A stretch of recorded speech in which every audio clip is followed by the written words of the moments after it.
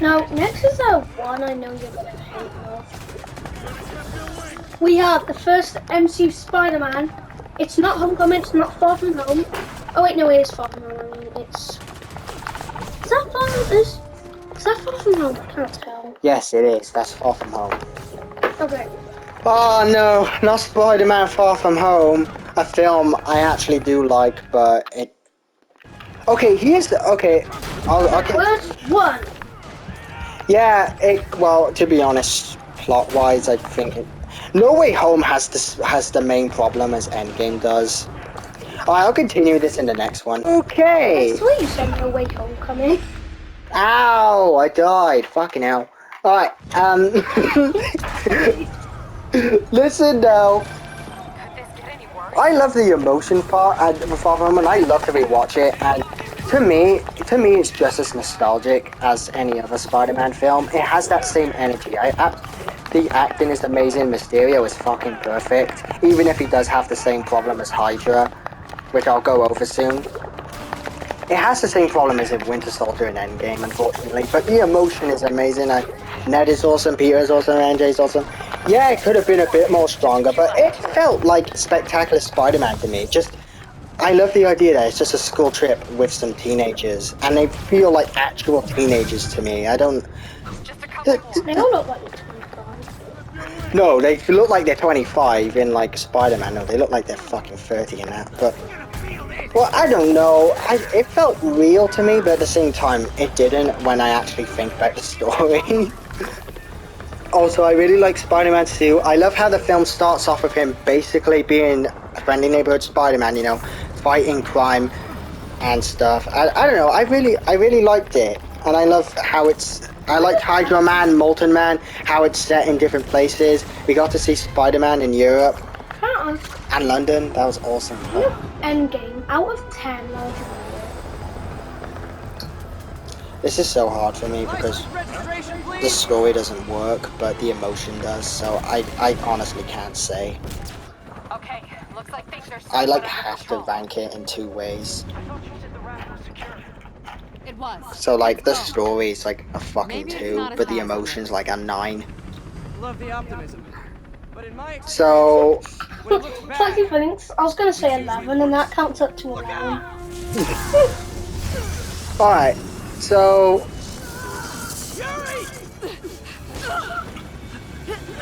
Jesus. Okay, with Far From Home, the main problem with this film is the stuff with Nick Fury, Tony Stark, and Mysterio himself. Like the main things that's making the story happen in the first place. Yeah, you know, Tony giving Spider-Man fucking the glasses. Yeah.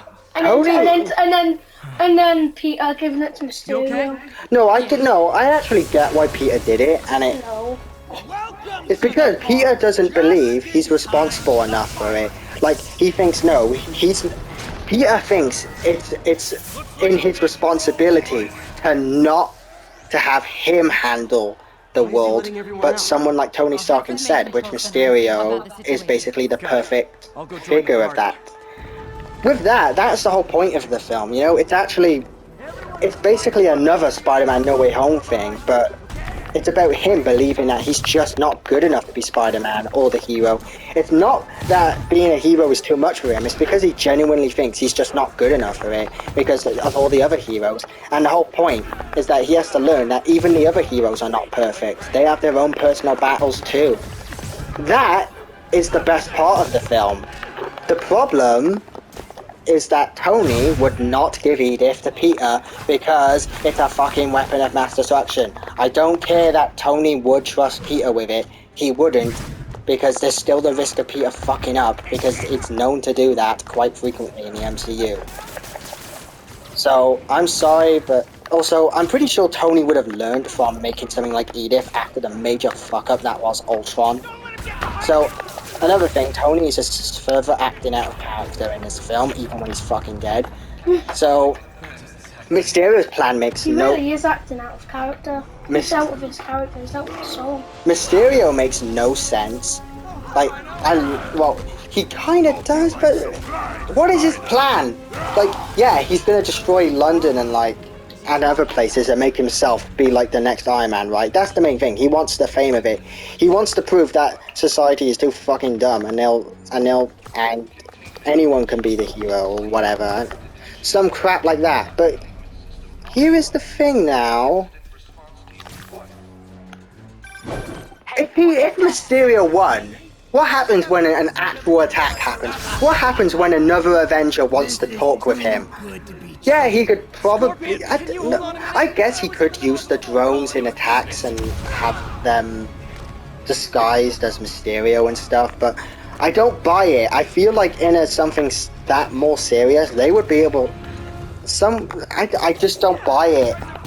I feel like the other Avengers would figure it out, I just don't buy it. If MJ was able to figure out and find a drone, then the fucking Avengers could, okay? It would happen eventually. It would happen eventually, so I'm sorry, but Mysterio's plan makes no sense.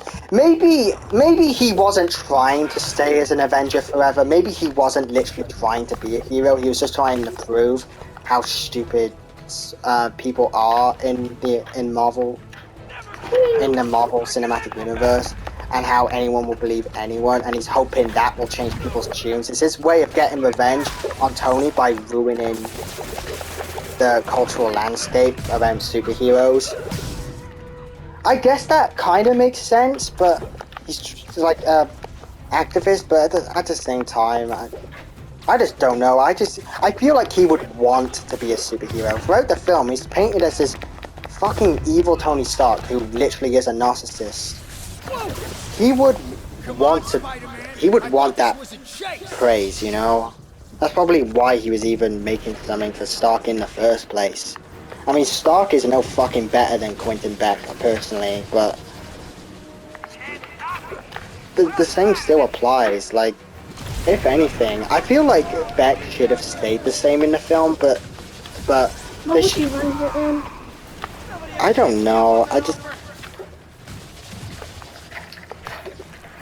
They really should have explored Tony not being perfect, and Peter stops idolizing him and instead works towards to making himself just Spider-Man and not Iron Boy Jr., which the film does, but it could have done better by really painting Mysterio as just a worse version of Stark, and basically the sins of Tony Stark is what the film could be about, you know, and it even comes to light. What if Spider-Man even makes a statement on it, you know? I don't care, just something like that. It would have been great, and it would have furthered Spider-Man's goal. But there's another thing about Far From Home, though. Why the fuck would Mysterio reveal... No. Peter's identity being revealed by Mysterio makes no sense, because realistically, the whole world would be able to find those drones, and they would have the hologram stuff. I don't care, they would. Because one that was completely damaged still had a functioning projector that MJ was able to find. So, no, bullshit, doesn't work. The whole world would find all those drones, and Flash and the whole world was recording the London fight. They all saw that the drones were not attacking the city, they were attacking Spider-Man. And some people would have been able to see Quentin Beck in the London Bridge, or Tower Bridge. And the only people who got attacked in the entire battle was Peter's friends. So, and not only that, why is it's just so fucking suspicious, you know? And not only that, but just, yeah, the whole world would have the drones. Not only that, but Tony Stark and the rest of the Avengers would stick up for Peter, so would Happy.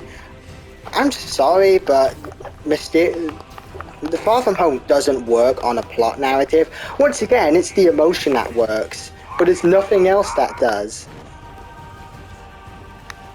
So, where the fuck would I put Far From Home? Once again, it's another situation where the story doesn't actually work at all. Because I guess Mysterio was right. The world is too fucking retarded, because no one would believe Mysterio's lies. Literally no one would, realistically. Maybe some dumbasses, but the majority of people know. Dumbasses like Junior would. Shut up. No one else would. It doesn't make any sense. Far From Home doesn't work at all, unfortunately. So I don't know. What's your? So for me, once again, Far From Home is great with the emotion stuff. So I'm gonna put it in a B, the same place as Winter Soldier. Because it's the same sort of thing, really. It has the same problems. But the emotion is right, but the story doesn't work. Unfortunately. And yeah, you can complain about the film not being super serious with, like, but I don't really give a shit, okay? Because Spectacular Spider-Man isn't that super serious. It just takes its characters serious. Well, like, emotionally serious or whatever. I don't know. Alright, but yeah. Oh no, Spider-Man's getting his ass